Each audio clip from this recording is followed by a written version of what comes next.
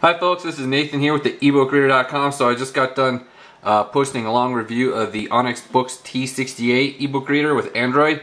For this video I wanted to focus on just the Kindle for Android app to show you guys how it works. So initially when you launch it, it does take a long time to start.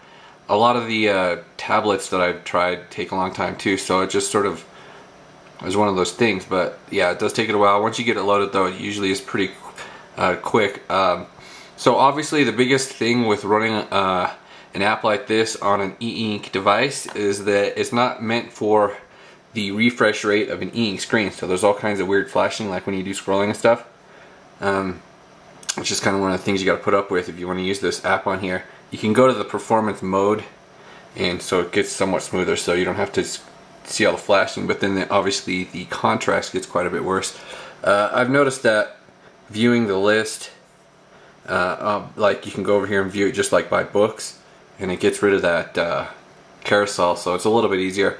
And go ahead and turn off the refresh right there, so that way you can view your books like this. Obviously scrolling isn't exactly easy when you have that refresh off, so that's just one of those deals. And like a lot of times, like on the menu right there, things don't translate well to the ink screen. Like if you go to the store, you're probably not going to be doing too much shopping on this device, because the version of the store, it doesn't translate well to ink. A lot of the menus and stuff are darked out. So let me go ahead and show you what I mean. So if we go to the all books section, or all magazines, apparently touchscreen does what it wants sometimes. Well, you can actually see the price sometimes there when it disappears, just because how the layout is set up. It's not set up for ink at all. It's like black, and so it doesn't work well. Obviously if we go over to performance first, you can scroll that way, and it does kind of help for some things, but obviously you're not going to be doing too much shopping this way. It's just really bizarre.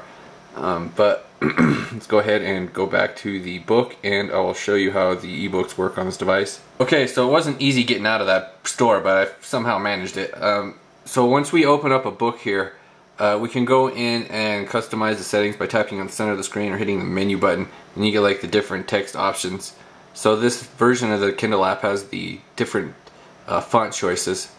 So you got the different fonts on this list here, so that's kind of cool with this version. But like I said in the regular review, when you turn pages, it does that sort of side thing because it's set up for tablets, so it's supposed to scroll from left to right, but with e-ink it doesn't translate well. So you get a weird sort of transition when you transfer pages.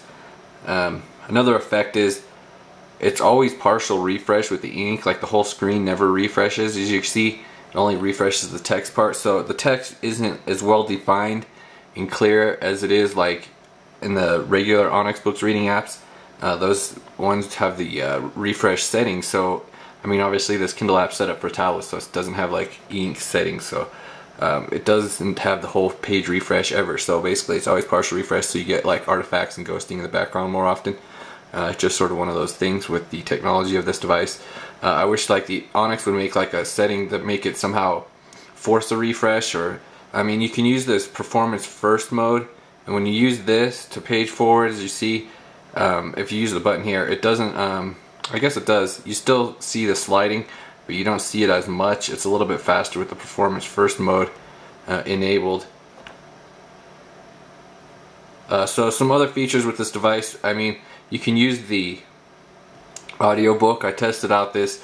So the device, it doesn't have external speakers, so I won't be able to show it to you, but you can plug in headphones, or you can connect Bluetooth speakers or Bluetooth headphones, and the audiobook syncing actually works along with the reading, so it highlights the text as you go.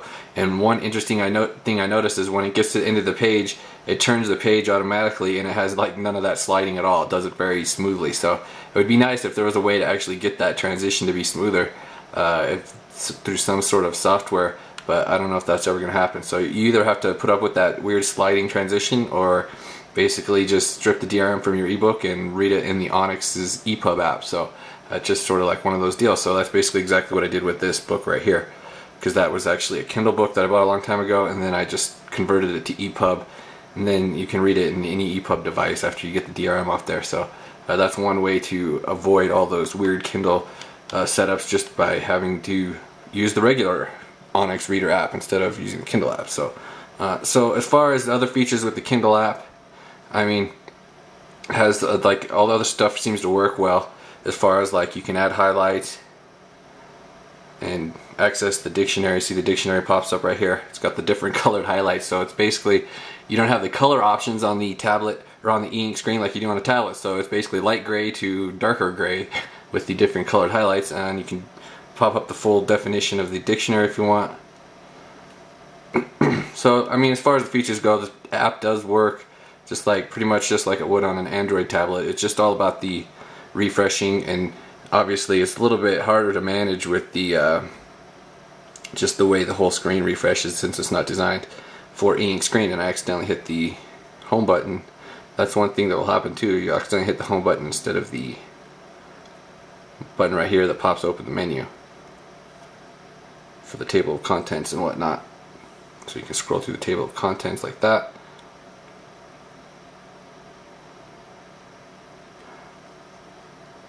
So the hardest part with the app basically is just like the main menu, because of all the flashing with the ink. So the e-reader app actually works pretty well. I've had this app crash on me a few times though and restart the device, so I mean, the device isn't as stable as it could be for running the Kindle app.